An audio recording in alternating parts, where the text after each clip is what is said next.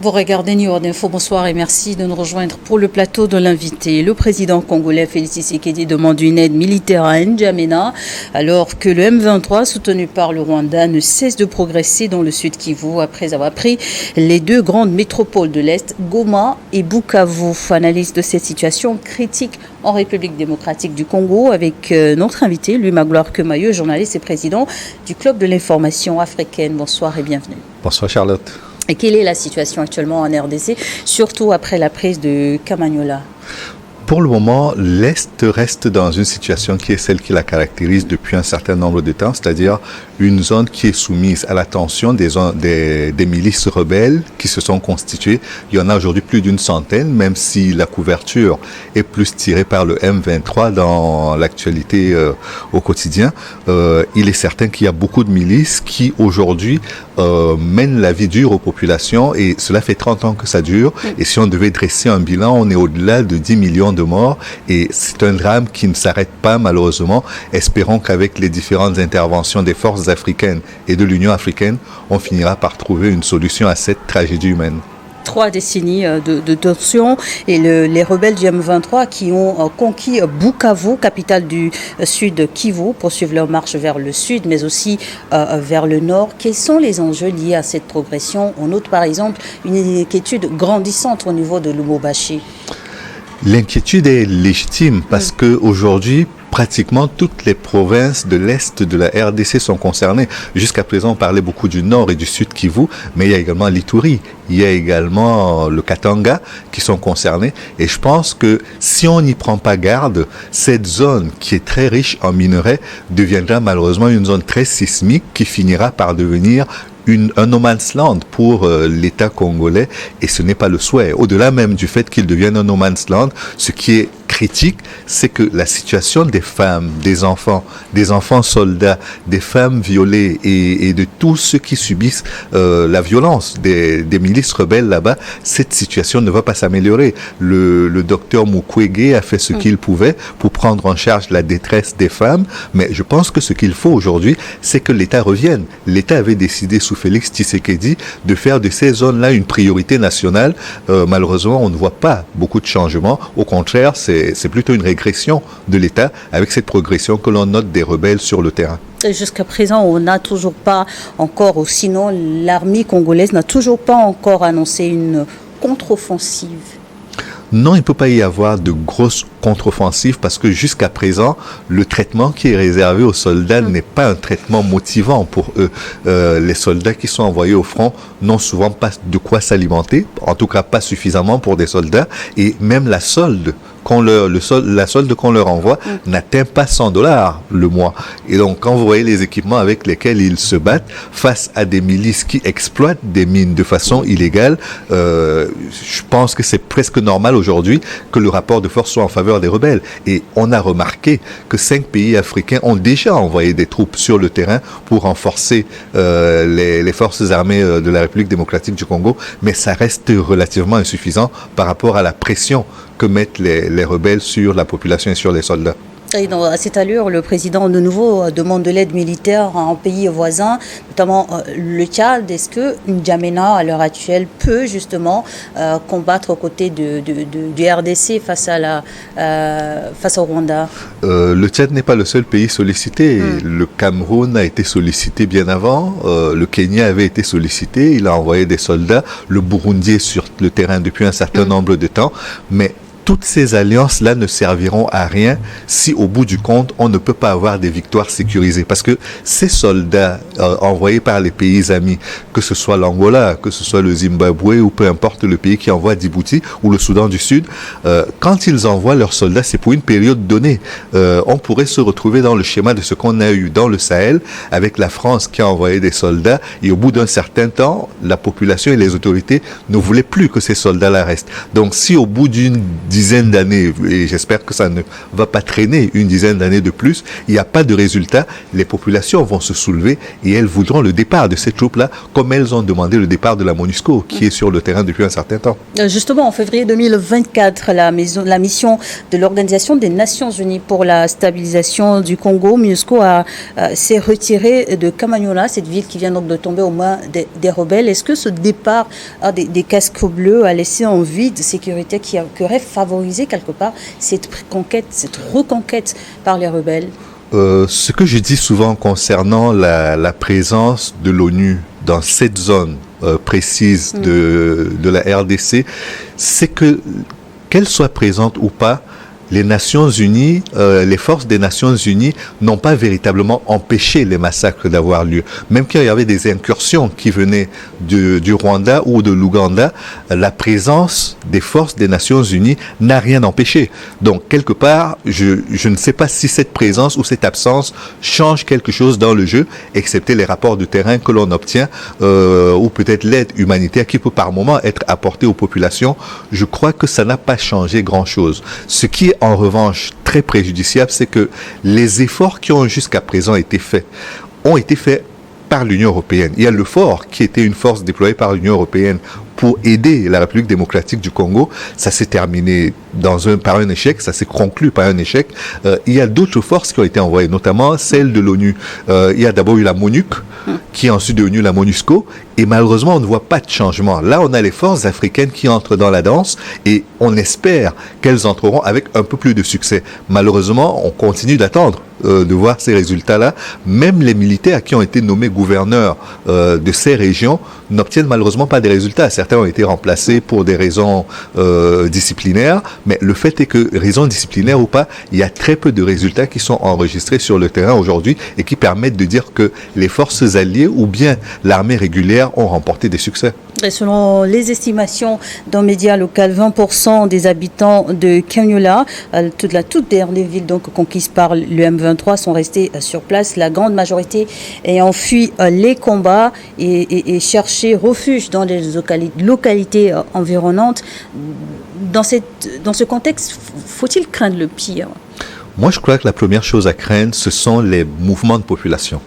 Parce que le génocide des Tutsis au Rwanda a commencé par la révolution sociale, comme on l'avait appelé des Hutus, qui avaient renversé la monarchie, et il s'en était suivi un pogrom.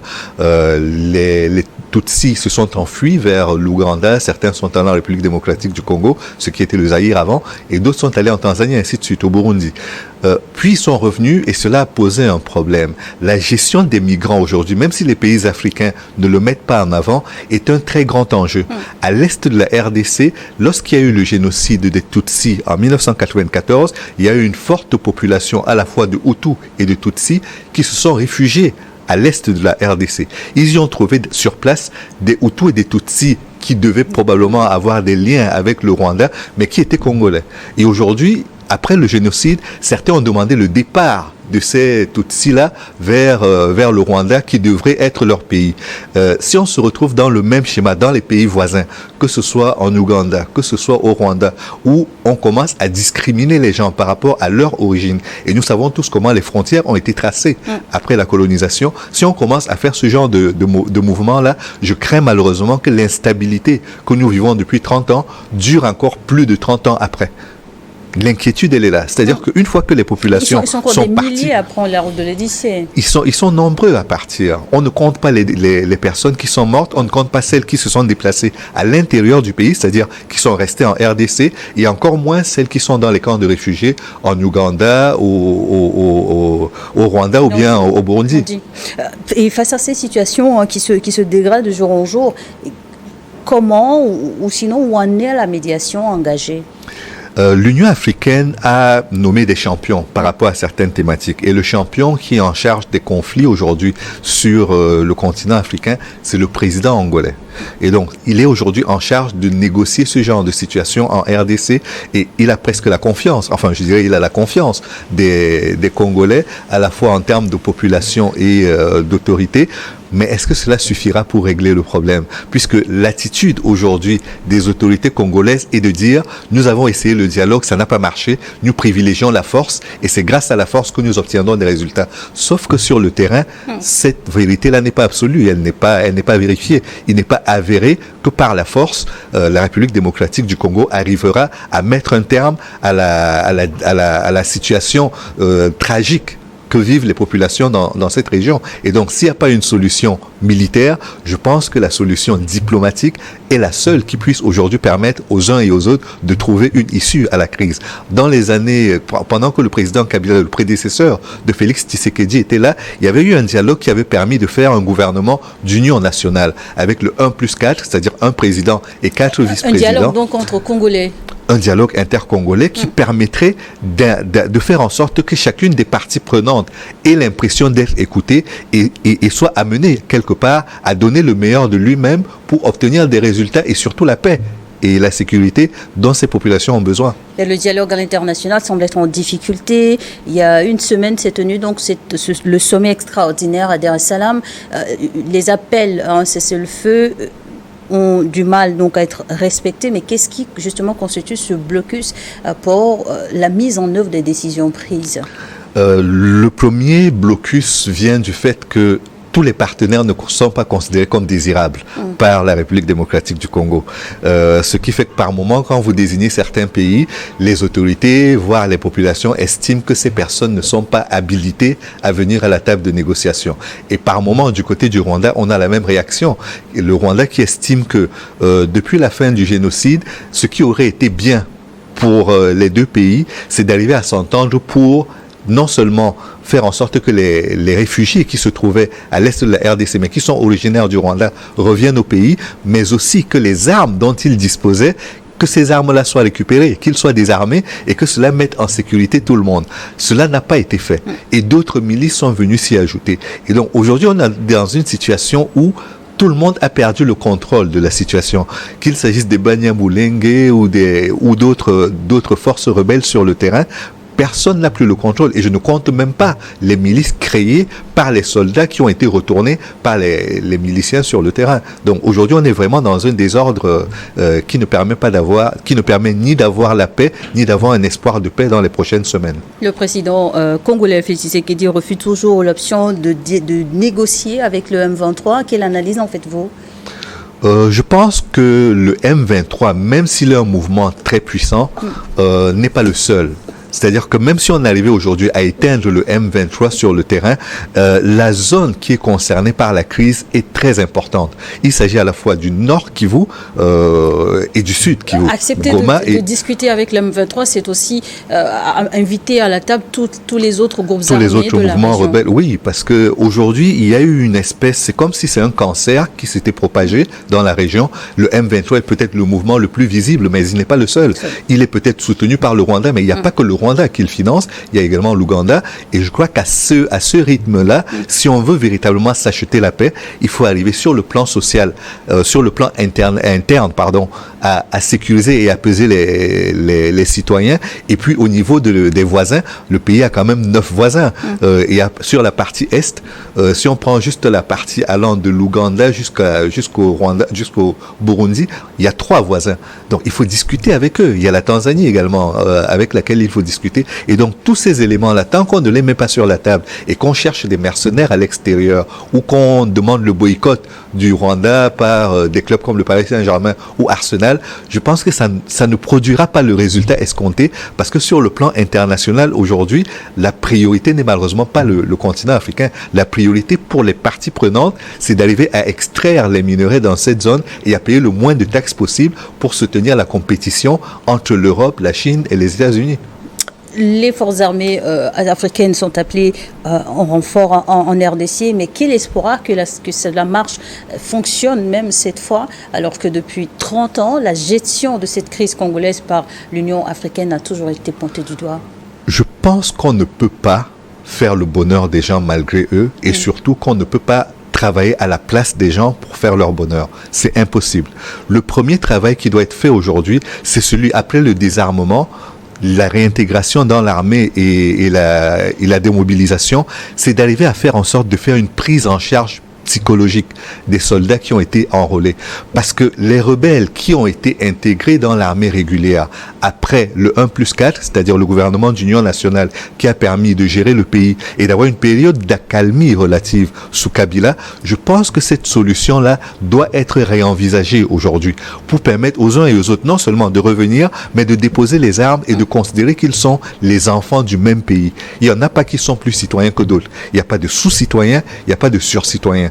Une fois qu'on a résolu cette première équation, la seconde consiste à faire en sorte d'avoir une prise en charge psychologique des soldats eux-mêmes. Parce que les enfants soldats qui ont subi des horreurs, qui en ont commis eux-mêmes, n'ont jamais été pris en charge psychologiquement. Et tant que vous ne le faites pas, vous avez des bombes humaines qui peuvent vous exploser à la figure à n'importe quel moment. Et c'est ça que je redoute le plus pour la RDC. Parce que l'armée aujourd'hui n'est plus consacrée uniquement de soldats de rang qui ont été formés à des écoles et qui sont des professionnels. C'est également constitué de gens qui ont pris des armes, qui ont tué, qui ont violé, qui ont commis des crimes contre l'humanité et qui malheureusement sont d'une part dans l'impunité et d'autre part n'ont jamais été pris en charge psychologiquement.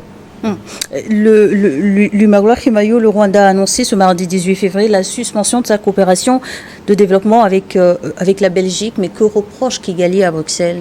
Je pense qu'il y a aujourd'hui au niveau du Parlement européen et même du Parlement belge en particulier, une pression qui est mise pour que les accords qui ont été signés avec le Rwanda sur les minerais, que ces accords soient dénoncés. Et donc, quelque part, vu qu'il n'y avait déjà pas d'ambassadeur, la Belgique avait refusé la nomination d'un ambassadeur rwandais en Belgique. Il y a eu un bras de fer qui continue et les autorités rwandaises, à un certain moment, ont l'impression que si elles ne vont pas au choc, pardon de la vulgarité du terme, il ne se passera rien. Et donc, pour marquer les esprits, il y a eu cette rupture de la coopération au développement, mais les relations entre les deux pays continuent quand même, puisque l'ambassadeur de Belgique est toujours présent au Rwanda. La pression des députés belges, on se poursuit, mais quel impact quelle influence cela peut-il avoir sur des décisions éventuelles de l'Union européenne? Je crois que malheureusement l'impact ne sera pas très fort jusqu'à présent. Il y a un activisme qui va avoir lieu autour de cela, mais les partis de gouvernement qui sont au pouvoir aujourd'hui ne prendront pas de mesures contre le Rwanda pour plusieurs raisons. La première étant que les accords qui ont été signés permettent d'alimenter les industries européennes aujourd'hui en matière première. Et l'armée rwandaise est aujourd'hui très présente sur les terrains, sur les fronts où l'Europe a besoin d'être secondée par des forces africaines. Et le Rwanda est aujourd'hui le seul, pratiquement, comme le faisait le Tchad dans le Sahel, à intervenir sur ces terrains-là, que ce soit en République centrafricaine, que ce soit au Mozambique ou sur n'importe quel autre front qui s'ouvrira. Je pense qu'aujourd'hui, le Rwanda est d'un tel apport pour l'Europe et pour les partenaires européens, pour les pays européens, qu'il serait difficile pour eux de prendre des mesures drastiques à l'encontre de Kigali. À la tribune des Nations Unies en 2024, le président Félix Tshisekedi a réclamé des sanctions à l'encontre de Kigali, mais la communauté internationale, toujours pas de réaction. Quel regard portez-vous donc sur cette posture de la communauté internationale? La communauté internationale, comme on dit, est constituée de pays. Et les pays, nous le savons depuis que le général de Gaulle l'a dit, les pays n'ont que des intérêts, ils n'ont pas d'amis. Si l'intérêt des pays européens, des Américains, des Chinois, des Canadiens, c'est que le pillage se poursuive à l'est de la RDC, le pillage se poursuivra. On dénoncera du bout des lèvres, mais ça n'ira pas plus loin que cela. Et même si des sanctions sont prises, elles seront les plus légères possibles. On n'aura pas droit à la même batterie de mesures que celles qui ont été adoptées contre la Russie ou que celles qui ont été adoptées contre les pays du Sahel quand il y a eu des coups d'État au Burkina, au Mali et au Niger. Donc les mesures resteront légères et il restera à l'Union africaine de jouer son rôle, d'être la plus compétente possible et la plus agressive pour obtenir la paix dans ces régions, parce qu'il y va également de la crédibilité de l'Union africaine. Justement, le nouveau patron de l'Union africaine élu le week-end dernier, doit-il changer de stratégie quant à la gestion de ce conflit au Congo? Je crois qu'il va changer la stratégie parce que c'est quand même un diplomate rompu à l'exercice, qui a passé de nombreuses années au ministère des Affaires étrangères avant de postuler. Il a eu droit à une audition, et même si son prédécesseur avait été chassé de la table des discussions la dernière fois à Dar es Salaam, je pense qu'il n'aura pas droit au même traitement. Quelque part, il a quand même un a priori positif de la part des belligérants, vu que pour le moment, Djibouti ne s'est pas beaucoup mêlé de la question de la crise entre le Rwanda et la RDC. Et donc, j'espère qu'avec cet a priori positif, il arrivera à obtenir de meilleurs résultats sur le terrain. D'après Maxime Prévost, ministre des Affaires étrangères belge, Bruxelles a pris acte d'une, je cite, violation de l'intégrité territoriale de la RDC. Quelles peuvent être les conséquences de cette considération de la situation actuelle par la Belgique? C'est un constat. C'est presque comme un commentaire, comme celui que nous sommes en train de faire. Quel que soit ce que nous disons ici, cela n'aura aucun impact sur le terrain. Si je commente une actualité, je ne suis pas un acteur de cette actualité. Je n'en suis qu'un observateur assez distant. Et mon commentaire n'influencera absolument en rien les actions qui sont menées sur le terrain tant que je ne déploierai pas d'hommes, tant que je ne prendrai pas de sanctions suffisamment fortes pour décourager les personnes qui, sur le terrain, commettent des atrocités et procèdent à des crimes contre l'humanité. Est-ce qu'il faut donc des actions concrètes? Il faut des actions concrètes. Si on n'interdit pas la vente des minerais en provenance de l'Est de la RDC, si on ne tape pas au portefeuille des rebelles qui se donnent à ce type d'activité, je vois mal comment on obtiendra des résultats sur le terrain. Parce que s'ils travaillent et qu'ils n'ont pas de résultats, je ne vois pas pourquoi ils continueront. Mais malheureusement, même quand je le dis, s'ils ne pillent plus les minerais, ils s'en prendront probablement aux populations différemment. Ils vont les piller, ils se transformeront en bandits de grand chemin et ils procéderont par d'autres manières pour obtenir leur butin de guerre. Mais j'espère bien qu'il faut quand même poser des actes forts, et ces actes forts commencent par taper commencent par exemple par le fait de taper dans le portefeuille des belligérants. Le Congo et le Rwanda connaissent donc 3 décennies de tensions et d'instabilité chronique dans le Nord Kivu. Je comprends que le Rwanda occupe une position de choix dans la guerre que la RDC mène contre l'insécurité, mais il ne faut pas oublier toutes les autres frontières. Il y a la frontière avec la Zambie, par laquelle également sortent beaucoup de minerais. Il y a la frontière avec l'Ouganda, qui n'est pas inviolable. Il y a aujourd'hui une espèce de métastase qui est en train de se produire et qui fait que une situation qui au début se concentrait à 3 provinces est en train de gangréner pratiquement toute une côte. Et si on considère qu'il n'y a que le Rwanda qui représente un problème, je crains malheureusement qu'une fois qu'on aura éteint cet incendie, on ait la surprise de constater que ce n'était pas le seul foyer d'incendie et qu'il y en a d'autres dont il faudra s'occuper. La sécurité de la RDC, pour moi, est un enjeu global dont le gouvernement doit s'occuper de façon globale, pas de façon parcellaire en accusant un voisin ou 3 voisins. Il faut aujourd'hui que ce soit pris en charge. Et d'ailleurs, l'actuel ministre de la Défense a été soutenu par l'Ouganda à un certain moment, Jean-Pierre Bemba. Donc, il sait quel rôle ces puissances-là ont joué, si on peut les considérer comme telles, ont joué dans la déstabilisation. Et de l'autre côté, les bénéficiaires finaux, qu'on peut considérer comme des receleurs, que ce soit les États-Unis, que ce soit la Belgique, que ce soit l'Afrique du Sud, tous ces pays-là doivent s'arranger pour que ni les armes, ni les minerais n'entrent ou ne sortent de cette région. Et si on fait un tel embargo, je suis à peu près certain qu'on arrivera à un moment à obtenir les résultats qu'on a eu en 2013, c'est-à-dire faire que le M23 arrête ses exactions. Après Goma et Bukavu, les rebelles du M23 peuvent-ils aller encore plus loin au point d'arriver de marcher sur Kinshasa comme le craignent certains Congolais à l'heure actuelle? Peut-être qu'avec la politisation, parce que Corneille Nangaa aujourd'hui représente la figure politique du M23, si l'envie véritablement lui prend d'aller jusqu'à Kinshasa et qu'il n'y a pas de résistance, je ne vois pas pourquoi il se priverait de le faire. Mais je crois que pour le moment, ce qui intéresse les rebelles le plus, c'est le commerce illégal qu'ils sont en train de faire, c'est le pillage auquel ils sont en train de s'adonner aujourd'hui et qui leur permet d'avoir un territoire sur lequel ils peuvent mener leurs crimes sans craindre que la justice s'occupe d'eux, sans craindre que de l'autre côté, il n'y ait pas de clients pour acheter leur minerai de sang. Sur la scène politique congolaise, quelle analyse faites-vous justement de l'implication ou sinon des réactions des hommes politiques face à ces situations critiques dans le pays? Je suis surpris qu'il ne se crée pas une union sacrée de la classe politique pour résoudre cette question. Parce que quand on est dans une situation de guerre, comme c'est le cas, et il ne s'agit pas d'une guerre qui a commencé il y a une semaine ou qui a commencé il y a 15 jours, c'est une guerre qui dure depuis 30 ans. Les politiciens ne devraient pas se contenter uniquement de se battre pour leur siège. Avez-vous le sentiment que Félix Tshisekedi est laissé seul au front, on va dire, non? Non, mais il s'isole même par moment. J'ai l'impression que le président Tshisekedi s'isole des autres acteurs politiques parce que quand il va, par exemple, à Munich et qu'il dit que le véritable commanditaire de ce qui se passe à l'Est, c'est son prédécesseur, je pense qu'il scie une branche sur laquelle il est assis. C'est-à-dire la branche d'aller demander la contribution de son prédécesseur pour éteindre le feu à l'Est de la RDC. Et je crois qu'aujourd'hui, ce qui devrait aider le pays, c'est que les politiciens dans leur ensemble acceptent de se mettre autour d'une table, de discuter avec tous les politiciens qui sont sur le terrain pour trouver des solutions. Et même sur le plan financier, s'ils peuvent, au-delà des quêtes qui sont lancées dans les différentes églises, eux-mêmes prélever sur leur salaire, leur rémunération qui a plus de 10 000 $. Faire preuve de plus de solidarité. Faire preuve de solidarité vis-à-vis des soldats qui sont au front. Faire preuve vis-à-vis des femmes de ces soldats qui meurent au front. Faire preuve de solidarité également par rapport aux enfants qui meurent. Et aider les populations qui sont dans la détresse, qui sont déplacées.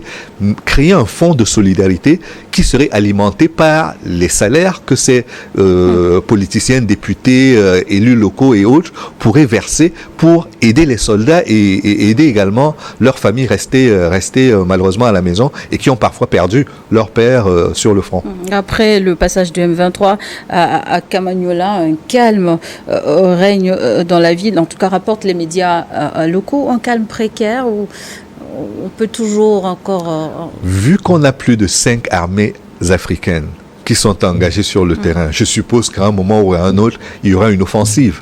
Et donc, s'il y a offensive, le pacte sera résolu. La période d'accalmie connaîtra un terme. Donc, je pense que pour le moment, c'est une accalmie liée au fait que peut-être les états-majors sont en train de préparer une action. Mais ce que je souhaite encore une fois, c'est que l'armée congolaise redevienne une armée nationale, une armée professionnelle au sein de laquelle on entre par le mérite et même si on n'entre pas effraction, on entre par un sas qui vous permet de devenir professionnel avant de repartir sur le front. Non, mais justement, parce qu'il faut le rappeler, les combattants du M23 demandent aussi, il ne s'agit pas seulement de déposer les armes, mais aussi intégrer l'armée régulière. Oui, je crois que ça s'est déjà fait.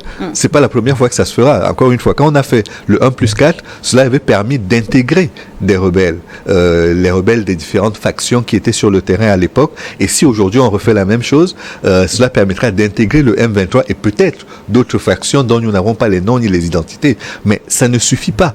Parce que s'il suffit de prendre des armes pour devenir soldat, c'est une négation de l'état de droit, de mon point de vue. Et donc, si on en arrive à cette solution, il faut que ce soit maîtrisé. Il faut que ce soit... Vous pensez à une formation nécessaire ? Je pense que ça commence même par une prise en charge, encore une fois.